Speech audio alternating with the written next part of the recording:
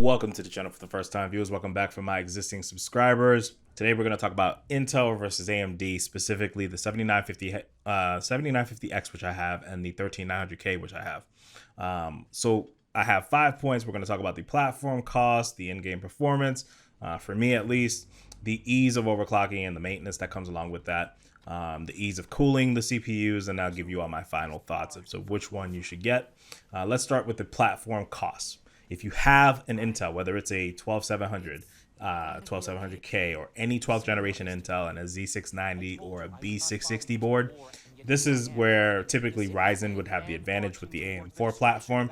But this time the advantage goes to Intel because you can use your DDR4, you can upgrade yourself to DDR5, or you can get one of the 700 series boards, right? So the Z790 or the Z760s as they come out.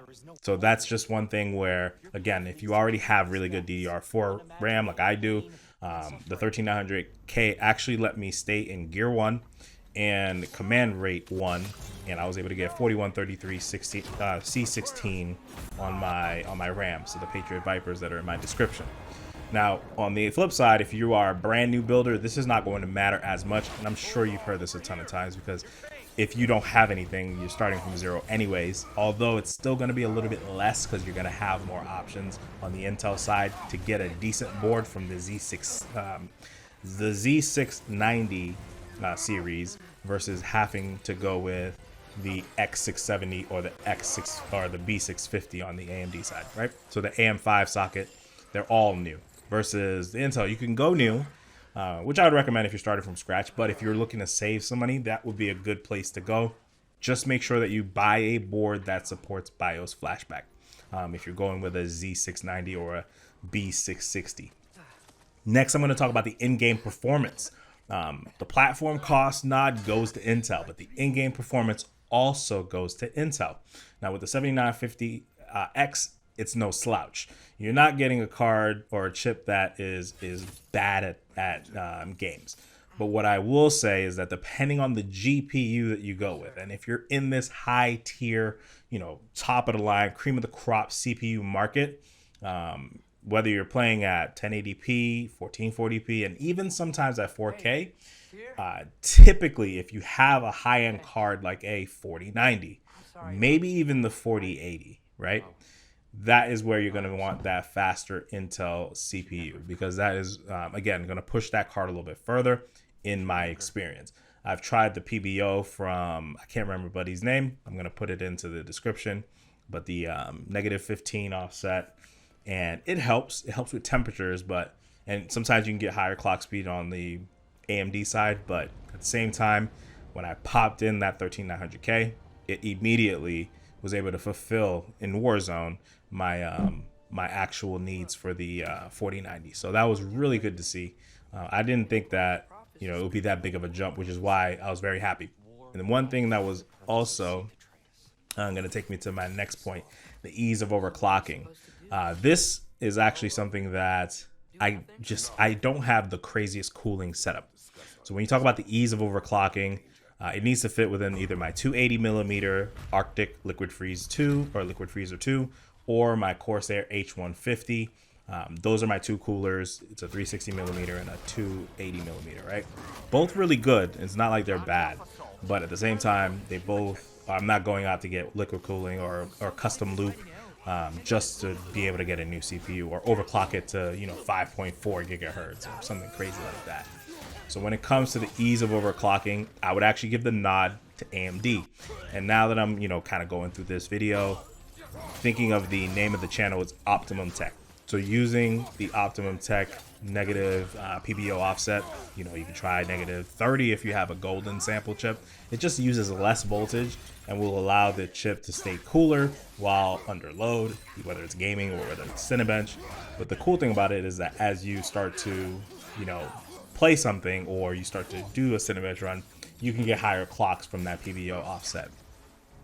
The 13900K is worth noting that out of the box, it's like a super overclocked 12900K, and it's faster, right? So on the 12900KS, you're getting some really good performance there, but you'd have to have a KS SKU or a golden sample of the 12900K. So out of the box with this, you can get 5.5 gigahertz, right?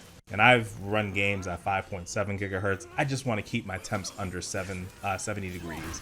So for me, again, the nod here with ease of overclocking and maintenance is going to go to the AMD chip, right? So the 7950X.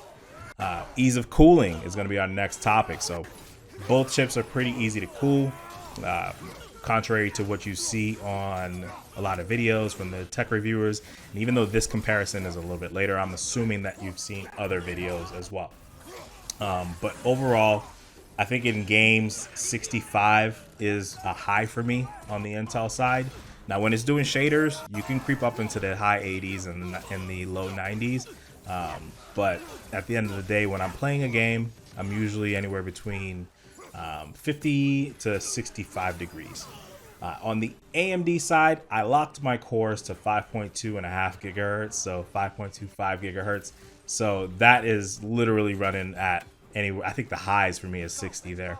But for the most part, I'm right there in the 45 to 60 range when it comes to cooling. So that chip is actually easier to cool, but that's, I think, because I've gone the 5.25 gigahertz route.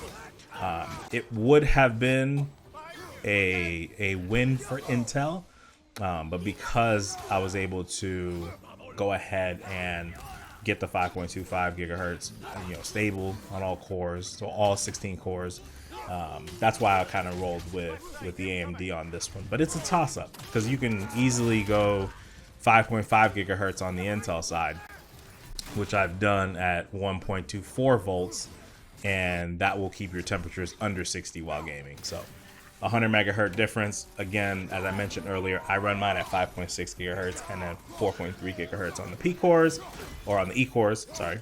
And also, lastly, we do 5 gigahertz on the cache. I could probably get more, but I was just trying to get it up and running and stable so I can just have a good time gaming. Now, when it comes to my final thoughts, a lot of these points are going to need to be considered when you go to make your decision.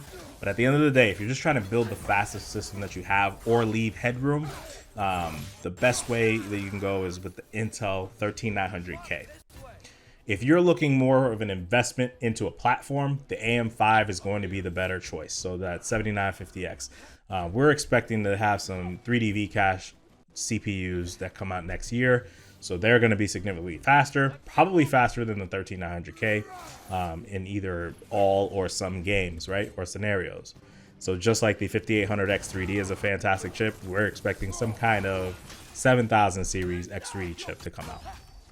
So with the AM5 platform, we've been promised support up until 2025. And given how, I think it was 2020 when Ryzen 5000 launched, so you could think about maybe 1 to 2 generations, depending on how long they draw it out. We might even get, a refresh in between, or 3 full generations. Who knows? But AM5 is shaping up to be a little bit shorter support than what they did with AM4.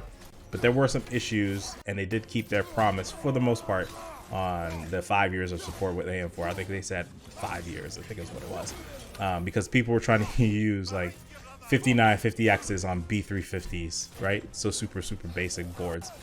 So just think about that. If you're looking for an investment and you want to buy just a new drop-in CPU, I don't know what RAM you'll be able to overclock to, if the board is going to be good, but the platform itself is stated to be supported until 2025. So that's a plus there.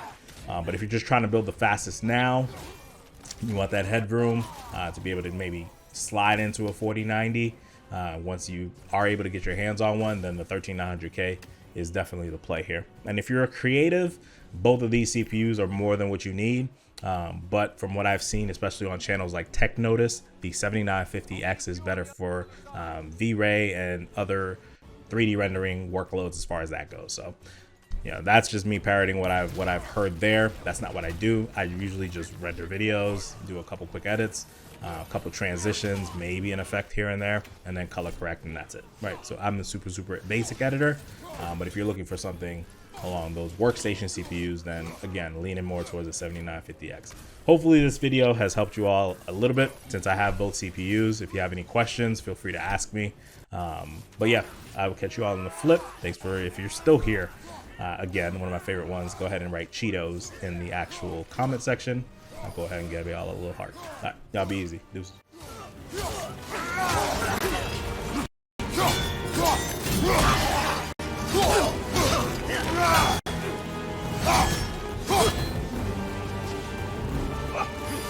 What's your right?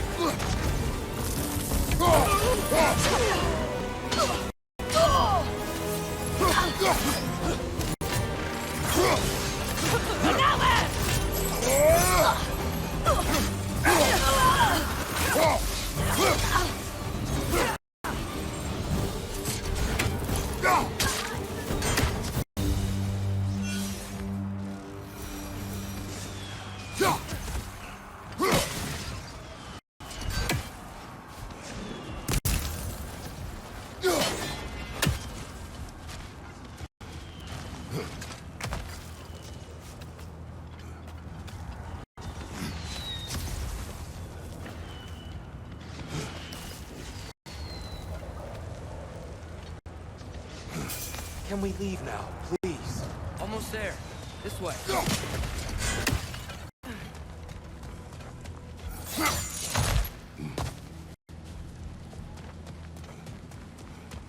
Here. We... Open the gateway, please.